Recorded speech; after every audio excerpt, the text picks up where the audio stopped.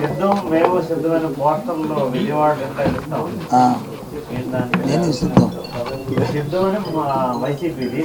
అని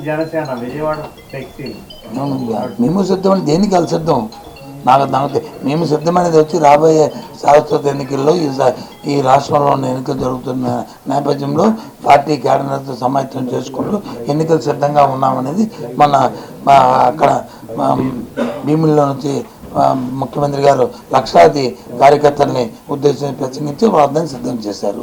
రేపు 3వ తారీఖున వచ్చి నెల్లూరులో నుంచి మళ్ళీ ఏలూరులో నుంచి 3వ తారీఖు నాడు అక్కడ కూడా ఆయన కార్యకర్తలందరినీ అక్కడ సమాయత్తం చేస్తూ సిద్ధం చేయబోతున్నారు.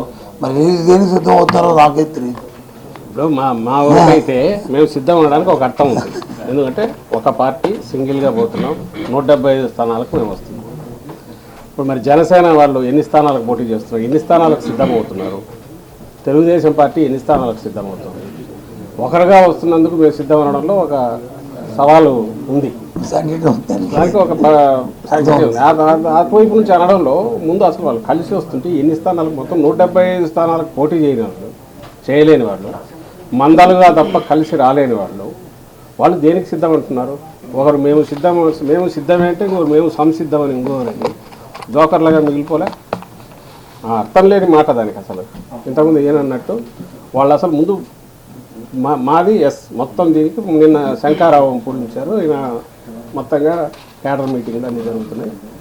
ఒక పక్క లిస్ట్ అనౌన్స్ చేస్తున్నాం. 175 స్థానాలకు పెడుతున్నాం, 25 పార్లమెంట్ స్థానాలు. ముందు అది తేల్చుకున్నాక వాళ్ళు ఇదిగో మేము కూటమిగా సిద్ధమంటారా లేదా 10 పార్టీలుగా సిద్ధమంటారా అప్పుడు చెప్పుకోవచ్చు. అన్నిటికంటే ముఖ్యం వాళ్ళు ఎక్కడైతే మీరు అడిగిన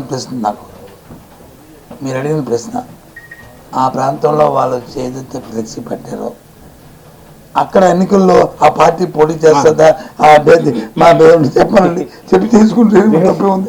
అది అంతే. భవనంగా కాదు వాడుతున్నారా ఇంకోళ్ళు వాడుతున్నారా అనే దాంట్లో ఇక్కడ డిస్కషన్ అప్రస్తుతం అన్నీ కూడా.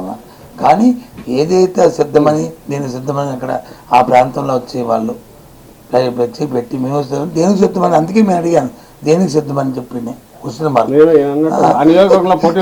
పోటీ చేస్తామైతే ప్రతి బూత్ లో మేము సిద్ధం అంటాను, ప్రతి గ్రామంలో సిద్ధం, ప్రతి నియోజకవర్గంలో సిద్ధం.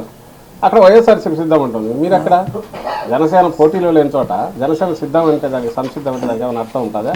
తెలుగుదేశం పార్టీ లేని చోట సంసిద్ధం అంటే అర్థం ఉంటుందా? మొత్తం స్థానాలకు పోటీ చేయని వాళ్ళు సిద్ధం అంటే దేనికి సిద్ధం ఉంటుంది?